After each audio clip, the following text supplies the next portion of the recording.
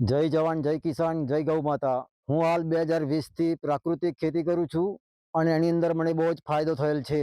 પ્રાકૃતિક ખેતીના 5 આયામોનો પૂરેપૂરો ઉપયોગ કરું છું, એનાથી મને 100% રિઝલ્ટ મળેલ છે।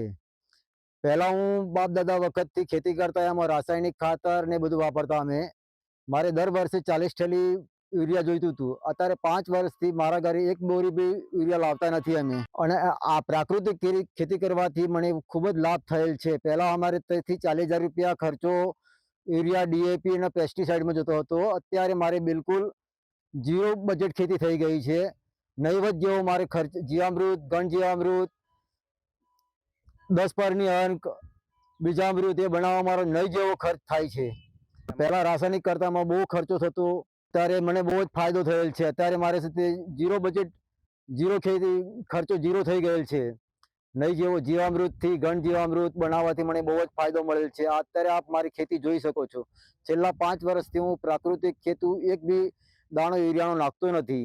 મારી ખેતી પહેલા હું 40-50 HP ના ટ્રેક્ટર ચલાવતો તો મારી જમીનમાં મોટા મોટા ઢેફા પડતા હતા।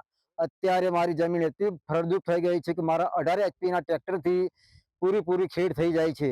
અત્યારે જમીનમાં અળસિયાનું પ્રમાણ, ફળદ્રુપતા એટલી બધી વધી ગઈ છે કે તમે મારી ખેતી જોઈ શકો છો।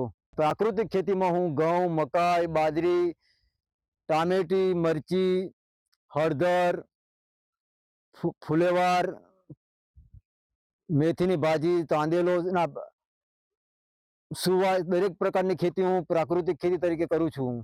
એનાથી મને બહુ જ ફાયદો મળેલ છે। આ બધું મને જાણવા આત્માના ગ્રાલાંશ તરફથી ખેતી કરવાથી મને બહુ જ ફાયદો થયેલ છે। પહેલા હું રાસાયણિક ખેતી કરતો ત્યારે મારે લાખોનો ખર્ચો થતો હતો, બિયારણ, ખાતર, દવા બધા લાવવામાં। અત્યારે મારે બિલકુલ ખર્ચો થતો નથી। પ્રાકૃતિક ખેતીથી મને પુષ્કળ ફાયદો થયેલ છે અને લાખોની કમાણી થાય છે।